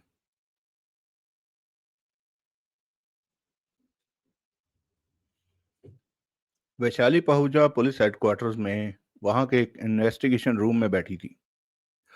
वो विशाल कमरे के बीच एक कुर्सी पर बैठी हुई थी। उसके सिर के ऊपर शेड में लगा एक हैवी वोल्टेज का बल्ब जल रहा था जो उसकी आंखें चुंधियाए दे रहा था। उसके सामने अर्धवृत्त बनाए पुलिसे खड़े थे जिनकी अगुवाई सब इंस्पेक्टर बंसल कर रहा था। यह रोशनी परे करो, वैशाली कातर भाव से बोली। मेरी आंखें दुखने लगी हैं, माथा घूमने लगा है। घूमे, एक पुलिसिया बोला। जहां मर्जी घूमे, जितना मर्जी घूमे। आजकल ये मौसम में घूमने का तो बहुत मजा है। क्या बात है? सब इंस्पेक्टर व्यंगपूर्ण स्वर में बोला। डरती हो कि कहीं हम तुम्हारा चेहरा न पढ़ लें? मैं नहीं डरती, वो गुस्से से बोली। चेहरे पढ़ने के स्पेशलिस्ट हो तो शौक से पढ़ो, लेकिन पढ़ने के लिए क्या इतनी रोशनी की जरूरत होती है? मेरी आंखें चुंधिया रही हैं, मुझे चक्कर आ रहा है। रोशनी का किस्सा छोड़ो, बंसल का कर्कश स्वर हो उठा। कत्ल की बात करो। जितनी जल्दी वो बात खत्म होगी उतनी ही जल्दी तुम्हें तीखी रोशनी से निजात मिलेगी। कानों में हीरे के स्टड हैं? कोई और बोला। नाक में हीरे की लौंग। कान में हीरे के स्टड, नाक में हीरे की लौंग, उंगली में हीरे की अंगूठी, गले में हीरे से जड़ा नेकलेस। इतने हीरे कहाँ से आए? ये सब मैं पहले बता चुकी हूँ। फिर बताओ। लेकिन फिर बताओ। मेरी माँ के एक पेशेंट ने उसका एहसान माना। पेशेंट श्री प्रकाश सिकंद था और उसकी जिंदगी के आखिरी दिनों में मेरी माँ उसकी नर्स थी। उसने कुछ एंटीक ज्वेलरी मेरी माँ को अपनी सेवा के रिवॉर्ड के तौर पर दी थी, जो कि मेरी माँ ने बेच दी थी। मेरी माँ मर चुकी है, मैं उसकी इकलौती वारिस हूँ। मैंने माँ से हासिल रकम से ये जेवर खरीदे। ज्वेलरी तुम्हारी माँ को क्यों दी? श्री प्रकाश सिकंद का अपना होता सोता कोई नहीं था इस दुनिया में? था। दो भाई थे, एक बहन थी, लेकिन श्री प्रकाश सिकंद उनसे अपने तमाम रिश्ते नाते अपनी जिंदगी में ही तोड़ चुका था। इसी वजह से जब अस्पताल में अस्पताल में पड़ा मर रहा था, भाई बहनों में से कोई वहां झांकने तक नहीं आया। उन लोगों के मन में भाई के लिए जो प्यार उमड़ा था, सब उसकी मौत के बाद उमड़ा था। तभी वो आकर मंडेला मार्ग वाली उसकी कोठी पर काबिज हो गए थे और जो भी हाथ आता दिखे उसे बटोरने लगे। तुम उनके खिलाफ हो, खुंदक में बोल रही हो? ऐसी कोई बात नहीं, मैं सिर्फ सच बोल रही हूँ। एक मामूली नर्स की बेटी की कीमती हीरे पहनने की औकात हो गई श्री प्रकाश सिकंद की वजह से, जिसे मेरा जिसे मेरी माँ की निस्वार्थ सेवा ने प्रभावित किया, जिसने उस सेवा का सिला देकर अपनी दरियादिली दिखाई। सिला दिया या खुद ही ले लिया? क्या मतलब? एक बीमार लाचार मरते आदमी का माल सरका लिया। आप मेरी माँ पर चोरी का इल्जाम लगा रहे हैं? जवाब दो। मेरी माँ एक भली नेक परायण औरत थी, वो ऐसा कोई ख्याल भी नहीं कर सकती थी।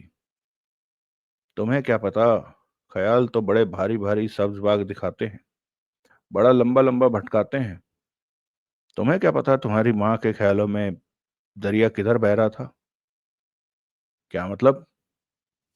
श्री प्रकाश सिकंद दौलतमंद आदमी था, जिसका अपना कोई परिवार नहीं था और जो अपने भाई बहनों से, अपने स्वाभाविक वारिसों से नाता तोड़ चुका था।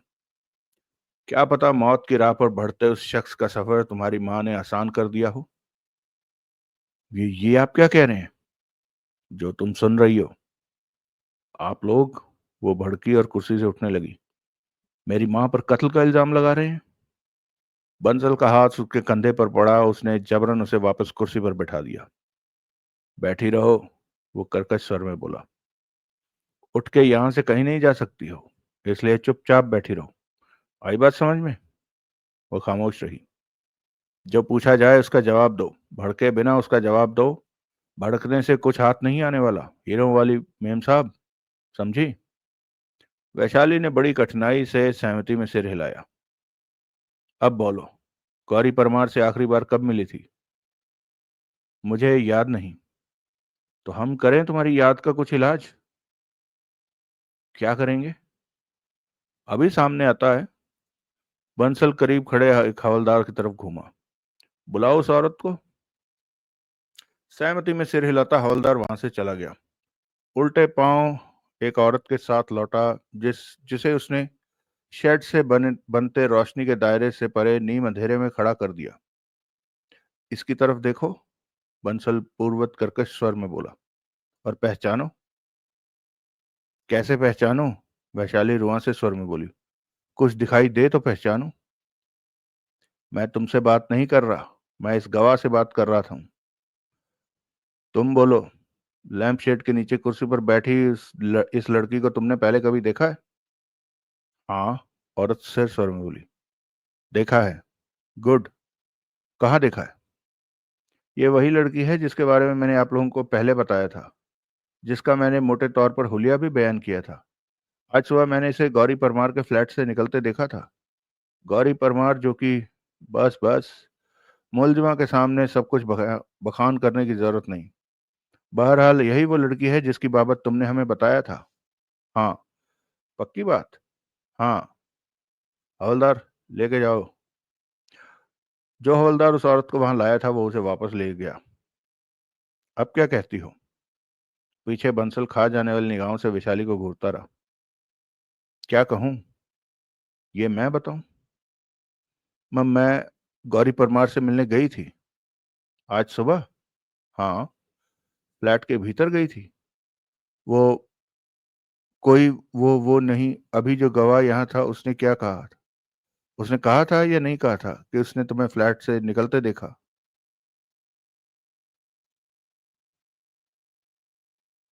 हाँ। नहीं, सॉरी। फ्लैट के भीतर गई थी। वो कोई वो नहीं, अभी जो गवाह यहाँ थी उसने क्या कहा था? उसने कहा था या नहीं कहा था कि उसने तुम्हें फ्लैट से निकलते देखा था? हाँ। फ्लैट में दाखिल हुए बिना उसमें से निकला जा सकता है? नहीं। उस गवाह की वजह से हमें उस फ्लैट की सुबह की हर आवाजाही की खबर है, इसलिए तुम्हारी भी हर आवाजाही की खबर है। इसलिए झूठ बोलने का, टालम टोल करने का, मुकरने का कोई फायदा नहीं होने वाला। हर बात साफ साफ कह देने में ही तुम्हारी गति है। अब क्यों कहती हो तुम्हें कुछ याद नहीं? साफ बोलो। कबूल करो कि तुम गौरी परमार परमार के फ्लैट में गई थी। जो गई थी लेकिन मिली नहीं थी। मिली नहीं थी? क्या मतलब? वो वो क्या वो खामोश हो गई। चुप रहने से तुम्हारी जान बख्शी नहीं होने वाली, बंसल कड़क कर बोला। हमें सब मालूम है। कोई ऐसी बात नहीं जो तुम्हारे बताए बिना हमें मालूम ना हो। हम सिर्फ तुम्हारी जुबानी अपनी मालूमात को तस्दीक करना चाहते हैं। इसलिए टालम टोल की जुबान बोलना बंद करो और साफ बोलो क्या कहना चाहती हो। क्यों जब तुम उसके फ्लैट में गई थी तो उससे मिली नहीं? क्यों? क्यों क्यों? क्योंकि वो भीतर मरी पड़ी थी।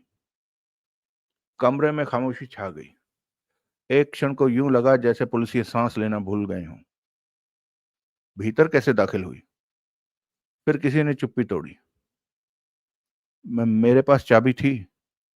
ओह, तुम्हारे पास मकतूला के फ्लैट की चाबी थी, लेकिन वो मुझे इस्तेमाल नहीं करनी पड़ी। क्यों? जब मैं लौटी थी तो दरवाजा मुझे खुला मिला था। लौटी थी क्या मतलब? चाबी कहाँ से आई? बारी बारी। बंसल दखल अंदाज हुआ। बारी बारी जवाब दो। पहले बोलो चाबी कहाँ से आई? गौरी ने दी। मैं वहां पहुंची थी तो गौरी ने टेनिस खेलने की इच्छा जाहिर की थी। मैं उस वक्त साड़ी पहनी थी जिसमें टेनिस नहीं खेला जा सकता था। अपनी पोशाक और टेनिस का सामान लेने के लिए मैं वापस अपने फ्लैट पर जाने लगी तो गौरी ने मुझे वो चाबी दी थी ताकि वो कहीं गई होगी या टॉयलेट में होती तो मुझे फ्लैट में दाखिल होने में दिक्कत ना होती। लेकिन मैंने पहले ही कहा कि वो चाबी मुझे इस्तेमाल नहीं करनी पड़ी थी। फ्लैट का दरवाजा पहले ही खुला मिला था। वो भिड़का हुआ था, लेकिन वो मुझे अनलॉक्ड मिला था। चाबी का क्या किया? वो मैंने भीतर दाखिल होने पर टेबल पर रख दी थी। कौन सी टेबल पर? कहाँ की टेबल पर? ड्राइंग रूम के उस टेबल पर जिस पर नकली फूलों वाला गुलदस्ता पड़ा है। वहां कोई चाबी नहीं थी। कहाँ गई? मुझे नहीं मालूम। तुमने वहां रखी, वो वहां नहीं मिली तो जाहिर है किसी ने उठा ली। हाँ। किसने? किसी ने भी। कोई अंदाजा? वैशाली ने इंकार में सिर हिलाया। तो दूसरे फेरे में जब तुम फ्लैट में दाखिल हुई तो तुम्हें वहां गौरी परमार की लाश पड़ी मिली? हाँ। ये बात पहले क्यों नहीं बताई? वो कत्ल का केस था, मैं डर गई थी। मैं कत्ल के केस में अपनी हाजिरी नहीं चाहती थी। अब तो हाजिरी लग चुकी, इसलिए कुछ छुपाने का कोई फायदा नहीं। गलत कहा मैंने? उसने इंकार में सिर हिलाया। लाश कहाँ पड़ी थी? बेडरूम में, बाथरूम के सामने फर्श पर। उस खून से लथपथ थी। अब आए गए की बाबत बताओ। आया गया? मैंने पहले ही बताया है कि गवाहों के बयानात से हमें वहां की हर आवाजाही की खबर लग चुकी है, इसलिए झूठ बोलना बेकार है। मेरे कहने पर मेरा एक फ्रेंड वहां पहुंचा था। That's better. कौन फ्रेंड? सुनील, जो ब्लास्ट का चीफ रिपोर्टर है। वही। वो तुम्हारा फ्रेंड है? हाँ। वो तुम्हारे बुलावे पर वहां पहुंचा? हाँ। फ्लैट के भीतर तुमसे मिला? हाँ। खामोशी छा गई।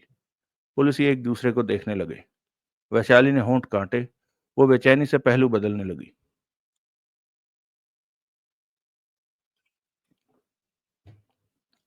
साफ जाहिर हो रहा था कि सब मालूम है, जैसे तमाम दावों के बावजूद उन्हें उस बात की खबर नहीं थी। सुनील की मौका वारदात पर यूं हाजिरी लगाकर उसने गलती की थी। आगे बढ़ो, बंसल बोला। आगे कुछ नहीं, वैशाली दृढ़ता से बोली। और मैंने कुछ नहीं कहना? कैसे नहीं कहना? अब फंस गई हो तो कहती हो कुछ नहीं कहना।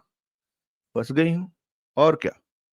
खुद माना, कबूल किया कि तुम मकतूला के साथ फ्लैट में थी जब कत्ल का वाकया हुआ।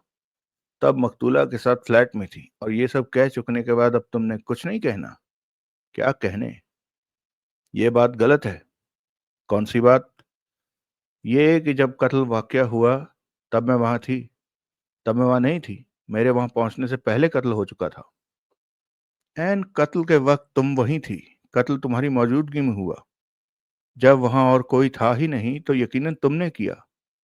आपके कहने से क्या होता है? और किसके कहने से होता है? अरे मैं कसम खाकर कहती हूँ, मेरे लौट के वहां आने तक कत्ल हो चुका था।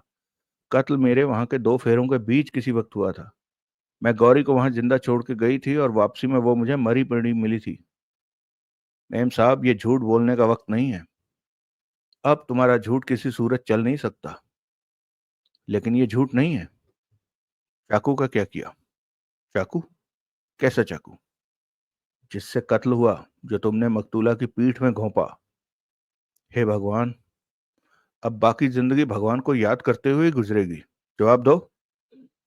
अरे जब मैंने कत्ल किया ही नहीं तो मेरे पास चाकू का क्या मतलब? जब कुछ किया नहीं था तो हिमायती को क्यों बुलाया था? दुश्वारी की घड़ी में हमदर्द हमेशा याद आते हैं। वही तो मैं कह रहा हूं, तुम कत्ल करके हटी थी। यही तो तुम्हारी दुश्वारी की घड़ी थी। जब सुनील की सूरत में तुम्हें अपना हमदर्द याद आया। क्या किया उसने आकर? उसी से पूछो। उससे पूछेंगे। अभी तुम बताओ। आप लोग जबरन मेरे से कुछ नहीं कबुलवा सकते। आप लोग अपने मनपसंद अल्फाज मेरे मुंह में ठूसकर उन्हें मेरे से कुलवाने कबुलवाने की बेजा हरकत ना करें। मैं अब और कुछ नहीं कहने वाली। अब मैंने जो कहना होगा अपने वकील को कहूंगी। अब वही आपसे बात करेगा। क्या कहने? इतनी सियानी बड़ी बात इतनी देर में सूझी? वैशाली ने होंठ भींच लिए। तुमने वो मिसाल सुनी होगी, अब पछताए होत क्या जब चिड़िया चुग गई खेत। वैशाली की भवें उठी। तुम अपनी जुबानी कबूल करती हो कि तुम उस फ्लैट में लाश के सिरहाने मौजूद थी। कबूल करती हो वो तुम्हारी दुश्वारी की घड़ी थी। कबूल करती हो कि अपनी दुश्वारी की घड़ी में सुनील की सूरत में तुम्हें अपना हमदर्द याद आया। तो अब असलियत कबूल करने में क्या कसर रह गई। कत्ल तो तुमने ही किया था, बराबर किया था। अब तो हम सिर्फ ये जानना चाहते हैं कि उसकी पर्दादारी की सुनील से तुमने क्या मंत्रणा की और कैसे सुनील ने तुम्हें मौका वारदात से खिसकाया। मेरे पास कोई जवाब नहीं। तुमने सुनील को फोन कैसे किया। जैसे किया जाता है। ठीक। तुमने फ्लैट की लैंडलाइन से सुनील को फोन किया था, लेकिन रिसीवर पर तुम्हारी उंगलियों के निशान नहीं थे। क्यों। वैशाली ने होंठ और मजबूती से भींच लिए। सवालों की बौछार से उसके कान दुखने लगे थे। तीखी रोशनी से उसकी आंखें दुखने लगी थी। उसका सिर फिरकनी की तरह घूम रहा था, लेकिन वो जब्त किए रही। मकतूला ने जो चिट्ठी तुम्हें लिखी थी उसके बारे में क्या कहती हो। क्या किया उस चिट्ठी का। फाड़ के फेंक दी, जला के खाक कर दी, किसके कहने पर ऐसा किया। बोलो, जवाब दो। तुम इस बात से इनकार करती हो कि अगर मकतूला गौरी परमार वसीयत की बाबत अपने बयान से फिर जाती तो 20 करोड़ के विरसे की रकम रेत की तरह तुम्हारी उंगलियों से फिर फिसल जाती। तुम्हें इस बात का बराबर एहसास था कि गौरी परमार का नया बयान तुम्हारे भविष्य के सपनों को बर्बाद कर सकता था। तुम्हें इसी बात में अपनी गति दिखाई देती थी कि गौरी परमार बयान न दे पाती, उसकी जुबान हमेशा के लिए बंद हो जाती, और ऐसा तुमने उसका खून करके किया। ठीक। वैशाली खामोश रही। मौन स्वीकृति का लक्षण होता है। कोई तुम्हें कातिल ठहराए और तुम उसका विरोध न करो तो। आपको तो हर बात का अपना मनमाना मतलब निकालने का लाइसेंस मिला हुआ है। खाकी वर्दी जो पहन ली। आप मेरे से दोपहर में कहें या ये रात है, मैं जवाब ना दूं तो आप दोपहर को रात मान लेंगे। बहस अच्छी कर लेती हो। मैं आपके इस इल्जाम की पुरजोर मुखालफत करती हूँ कि मैंने गौरी परमार का कत्ल किया है। मैंने कत्ल नहीं किया। चलो, मौन तो टूटा। आप 7 जन्म मेरे से नहीं कुबुलवा सकते कि मैं कातिल हूं। लेकिन ये तो मानती हो कि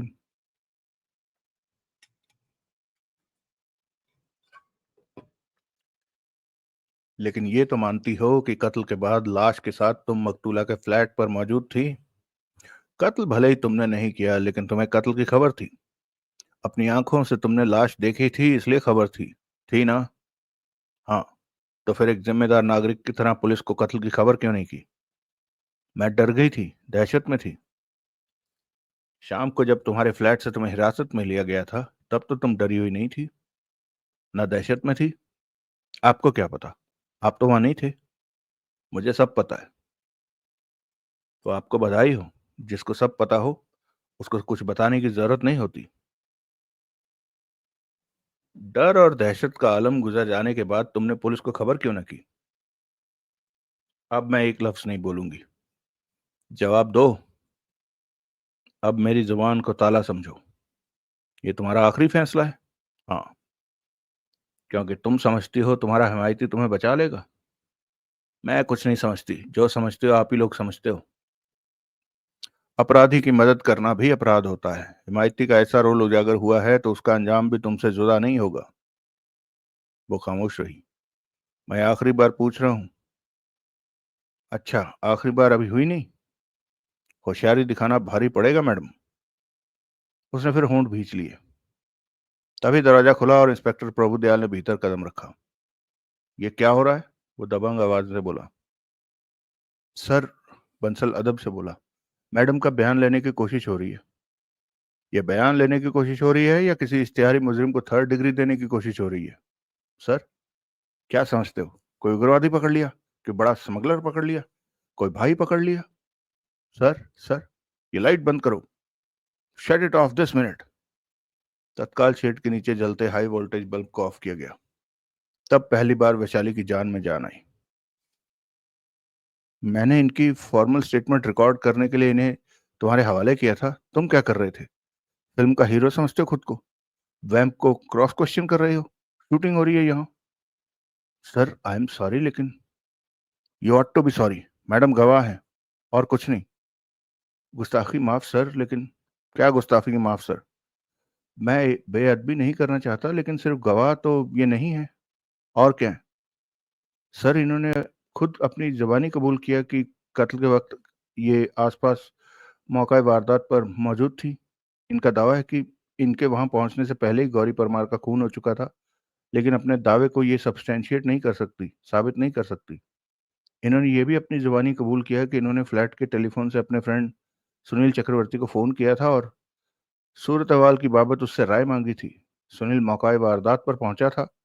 उसने इनको वहां से खिसका दिया और खुद ये कहानी गढ़ ली कि वो यहाँ गौरी परमार से मिलने आया था, जबकि उसने वहां उसे मरा पड़ा पाया था। ये कबूल करती है कि इन्होंने फ्लैट से सुनील को कॉल लगाई थी। फिर भी आप जानते हैं, रिसीवर पर इनके फिंगरप्रिंट्स बरामद नहीं हुए। क्यों ना हुए? क्योंकि फिंगरप्रिंट्स इन्होंने पहुंच दिए। इसी वजह से रिसीवर पर हमें सिर्फ सुनील के फिंगरप्रिंट्स मिले, जिसने कि आखिरकार पुलिस को वारदात की खबर की। सर, अब आप ही फैसला कीजिए, ये सिर्फ गवाह क्यों कर हुई? फिर भी मैडम को कॉमन क्रिमिनल जैसा थर्ड डिग्री ट्रीटमेंट देना गलत है, प्रभुदयाल गुस्से से बोला। यूं जमघट्टा लगाकर इन्हें घेर के खड़े होना गलत है। बयान लेने के लिए इतने लोगों की जरूरत होती है? Sir, I can explain. No, I need no explanation. सबको भेजो यहाँ से, जाके अपना अपना काम करो। Yes sir. और तुम भी जाओ। जी। काम भेजे से करना सीखो। हर काम जबान दराजी से नहीं होता। पुलिस या ताकत बताने के लिए मजमा लगा लिया है यहाँ पर। बंसल का सिर झुक गया। चलो, निकलो सब यहाँ से। सब चले गए। एक कोने में एक ऑफिस टेबल लगी हुई थी। प्रभुदयाल उसकी तरफ बढ़ता हुआ बोला, आओ, इधर आके बैठो। ये कुर्सियां ज्यादा कंफर्टेबल है। Please come. दोनों उस टेबल पर आमने सामने बैठ गए। प्रभुदयाल ने सहानुभूतिपूर्ण भाव से उसकी तरफ देखा। I am sorry my dear, वो बोला। पुलिस वाले हैं ना, नाहक आपे से बाहर होते रहते हैं। ताकत बताने में कोई हर्ज नहीं, लेकिन मालूम तो होना चाहिए, अकल तो होनी चाहिए ना, कि कहाँ ताकत बतानी है, कहाँ नहीं बतानी। वैशाली सिर झुकाए खामोश बैठी रही। अब उसका दिल चैन पा रहा था कि वो एक रीजनेबल पुलिस अफसर के रूबरू है। कम वक्त कैसे स्टूल जैसी लकड़ी की कुर्सी पर बिठाकर तुम्हें घेरे खड़े थे। ऊपर से वो बल्ब देखो, जिसकी रोशनी का फोकस एन तुम्हारे चेहरे पर था। 500 वॉट से कम का तो क्या होगा। अच्छे टाइम पर पहुंचा मैं। थैंक यू, वैशाली कृतज्ञ भाव से बोली। सबको मेमोरेंडम इशू करूंगा। नहीं सर, जरूरत नहीं। इंस्पेक्टर की जान को 100 मुसीबतें होती हैं। एक केस अभी निपटा नहीं होता कि 4 और आ खड़े होते हैं। इसलिए मातहतों के साथ काम बांटना पड़ता है, जिसका कभी कभी ठीक नतीजा नहीं निकलता, जैसे कि अभी तुम्हारे केस में न निकला। मैं फिर सोचता हूँ, मुझे फिर गुस्सा आ जाता है कि कमबख्त सारे के सारे मिलकर किस बुरी तरह से तुम्हारे साथ पेश आ रहे थे। सुई से होने वाले काम के लिए तलवार निकाल ली। हद है भाई। जानते हो अंग्रेजी में क्या कहते हैं इसे? नहीं सर, क्या कहते हैं? If you want to get something well done, do it yourself. लेकिन कौन माइका लाल हर काम खुद कर सकता है या कर सकता है? लेकिन कौन माइका लाल खुद ये काम कर सकता है या कर सकता है? नहीं। वैशाली तनिक हड़बड़ाई, उसे सूझा नहीं था कि उससे सवाल हो रहा है। नहीं कर सकता। पावर्स को, रिस्पॉन्सिबिलिटीज को डेलीगेट करना पड़ता है। नहीं। यस। फिर जल्दी से उसने बोर्ड जोड़ा, सर। अच्छी लड़की थी गौरी परमार। जी हाँ। तुम्हारी फ्रेंड थी? जी हाँ। उसने तुम्हें चिट्ठी क्यों लिखी? कौन सी चिट्ठी?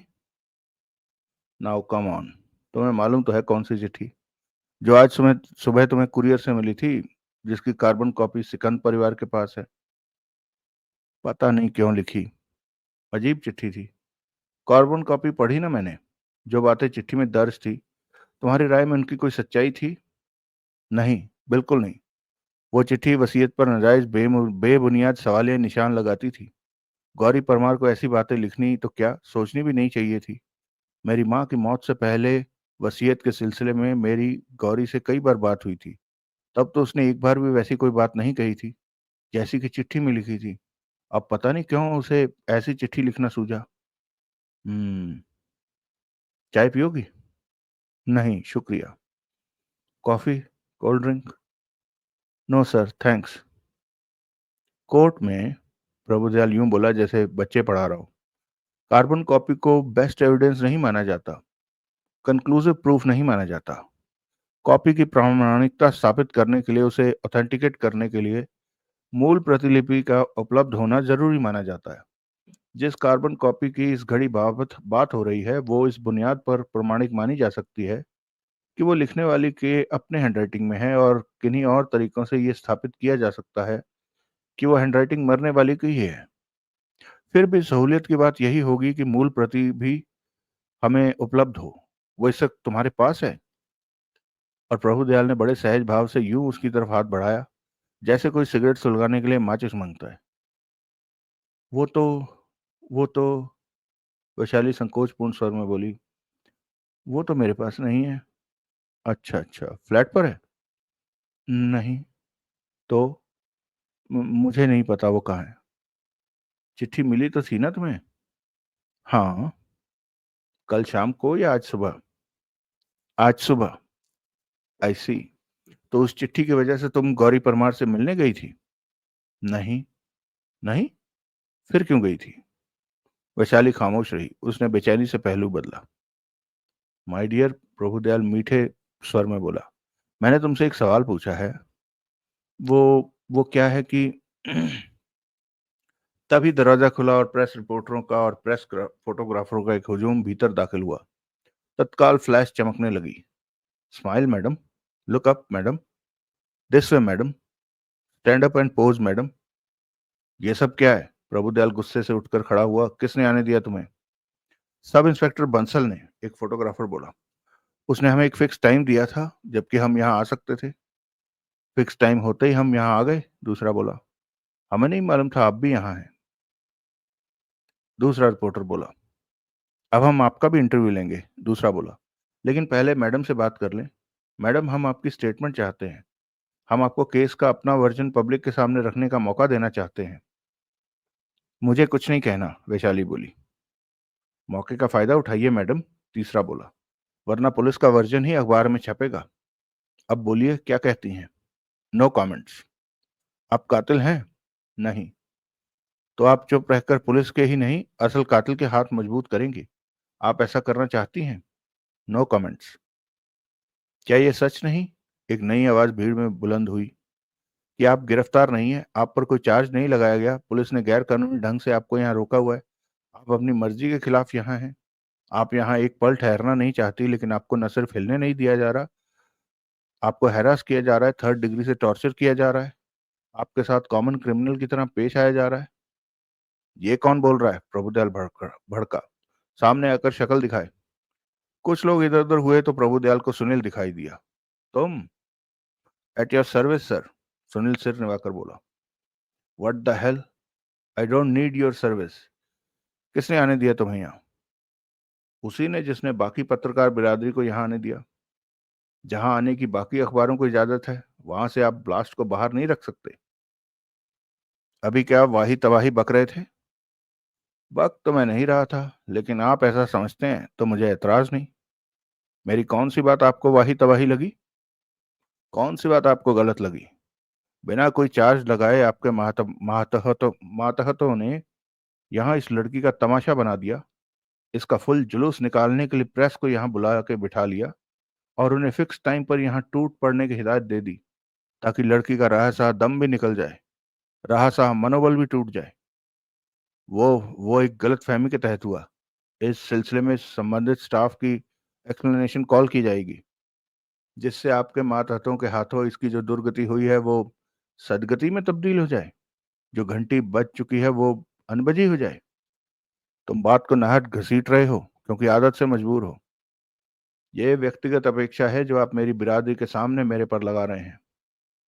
मिस्टर इंस्पेक्टर, क्रॉनिकल का रिपोर्टर सख्त लहजे से बोला, keep a civil tongue in your mouth. Sunil senior journalist है, आप हमारे सामने इसकी बदसलूकी नहीं कर सकते। हमारे कलीग के साथ, फेलो जर्नलिस्ट के साथ अनादर से पेश आने का अंजाम बुरा होगा। प्रभुदयाल गड़बड़ाया। वो उसके लिए नया तजुर्बा था। सुनील की लोकप्रियता से वो परिचित था, उसके लेकिन उसके बिरादरी भाइयों के मन में उसके लिए इतना आदर मान था, ये उसके लिए नया तजुर्बा था। अपने एक साथी की हिमायत में वो यूं एकजुट हो सकते थे, ये उसके लिए नया तजुर्बा था। वो संभला और फिर गुस्से से बोला, तुम पुलिस हेडक्वार्टर में खड़े होकर मुझे धमकी दे रहे हो? धमकी नहीं सर, वार्निंग, चेतावनी।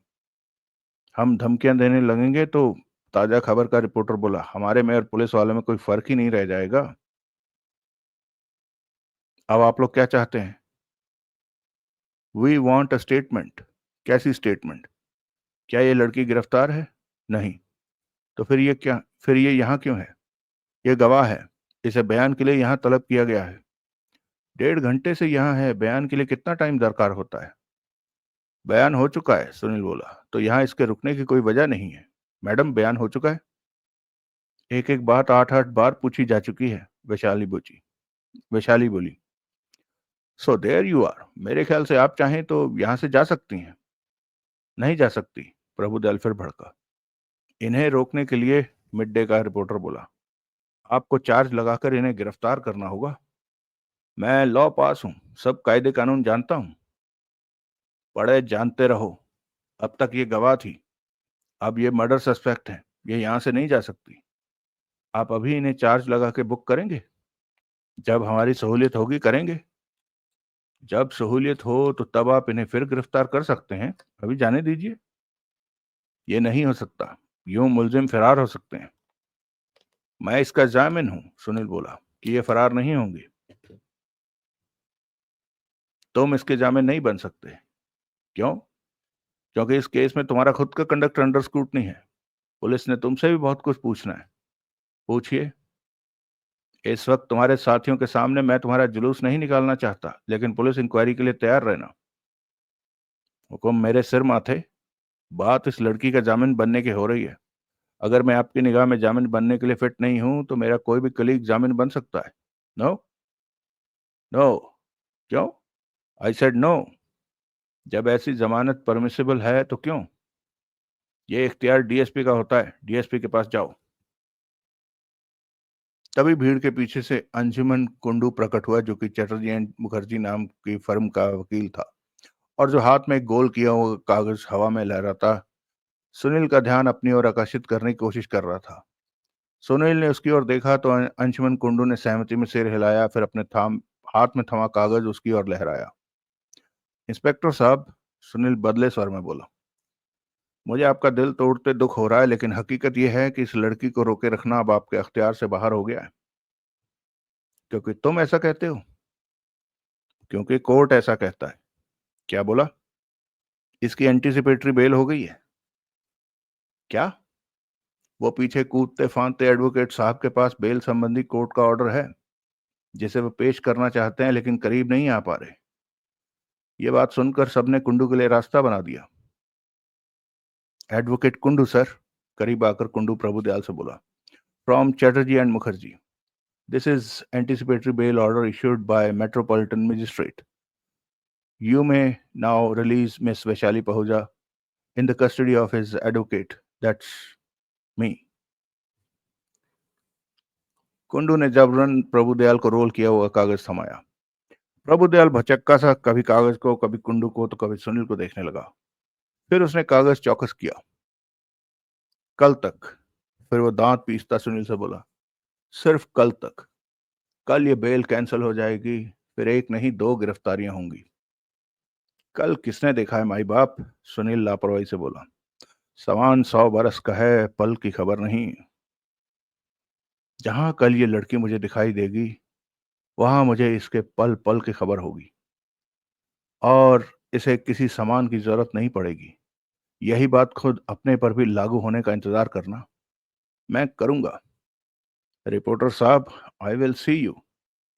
Sir, you are seeing me right now, under different circumstances, with a warrant in my hand. That's your privilege. वो वैशाली की तरफ घूमा। आओ, चलें।